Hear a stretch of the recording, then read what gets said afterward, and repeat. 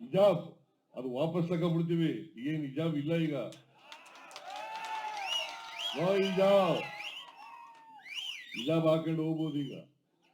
ಗೊತ್ತಾಯ್ತಾ? ಆದೇಶ ವಾಪಸ್ ತಗೊಳ್ಳಿ ಅಂತ ಹೇಳಿದ್ದೀನಿ ನಾನು. ಈಗ ಡ್ರೆಸ್ ಹಾಕೊಳ್ಳೋದು, ಊಟ ಮಾಡೋದು ನಿಮ್ಗೆ ಸೇರದ್ದು. ನಾನ್ಯಾಕೆ ನಿನ್ಗೆ ಅಡ್ಡಿಪಡಿಸ್ಲಿ? ನೀವ್ ಯಾವ ಡ್ರೆಸ್ ಹಾಕತ್ತೀಯ ಹಾಕೊಳ್ಳಪ್ಪ, ನೀವು ಯಾವ ಊಟ ಮಾಡ್ತೀಯ ಮಾಡು. ನನಗೆ ಯಾಕೆ? ನಾನು ಊಟ ಮಾಡೋದು ನಾ ಮಾಡ್ತೀನಿ, ನೀವು ಊಟ ಮಾಡೋದು ನೀವ್ ಮಾಡ್ತೀಯ. ಅದು ಹಕ್ಕು, ನನ್ನ. Very simple, very simple. ನಾನು ಧೋತಿ ಮತ್ತೆ ಜುಬ್ಬ ಹಾಕತ್ತೀನಿ, ನೀನ್ ಪ್ಯಾಂಟು ಶರ್ಟ್ ಹಾಕಿದ್ರೆ ಹಾಕೋ ನೀನು.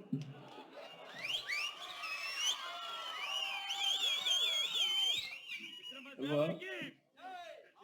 ತಪ್ಪೇನಿದೆ ಇದರಲ್ಲಿ? ತಪ್ಪೇನಿದೆ? ಅದಕ್ಕೆ ಓಟ್ಗೋಸ್ಕರ ರಾಜಕೀಯ ಮಾಡಬಾರ್ದು. ಓಟ್ಗೋಸ್ಕರ ರಾಜಕೀಯ ಮಾಡಬಾರ್ದು. ನಾವು ಓಟ್ಗೋಸ್ಕರ ರಾಜಕೀಯ ಮಾಡಲ್ಲ. ಈ ಸಮಾಜ, ದಲಿತರು, ಹಿಂದುಳಿದವರು, ಅಲ್ಪಸಂಖ್ಯಾತ. ವೀಕ್ಷಕರೇ, ಮೊದಲನೇದಾಗಿ ಮಾನ್ಯ ಮುಖ್ಯಮಂತ್ರಿಗಳು ಹಿಜಾಬ್ ಬ್ಯಾನ್ ಹಿಂಪಡೆಯುವ ಆದೇಶ ಹೊರಡಿಸಿದ್ದೇನೆ ಎಂದರೆ ಅದು ಹಾಸ್ಯಾಸ್ಪದವಾಗಿದೆ.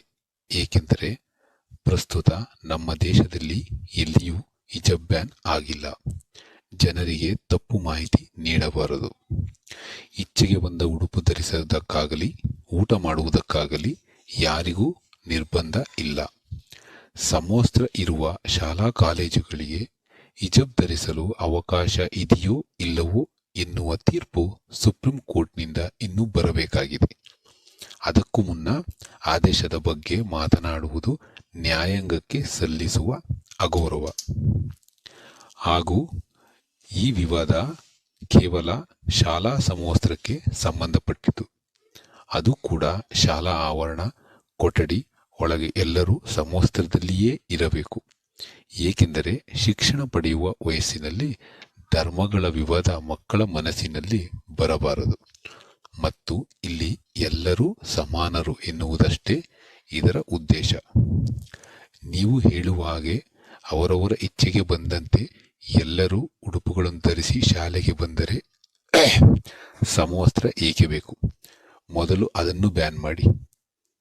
ಆವಾಗ ಈ ವಾದ ವಿವಾದಗಳೇ ಇರುವುದಿಲ್ಲ. ಸರ್ವೇ ಜನ ಸುಖಿನೋ ಭವಂತು. ಮುಂದಿನ ವಿಡಿಯೋದಲ್ಲಿ ಸಿಗೋಣ. ಅಲ್ಲಿಯವರೆಗೂ ಸಬ್ಸ್ಕ್ರೈಬ್ ಮಾಡಿ. ನಮಸ್ತೆ ವೀಕ್ಷಕರೇ. ಜೈ ಹಿಂದ್, ಜೈ ಕರ್ನಾಟಕ.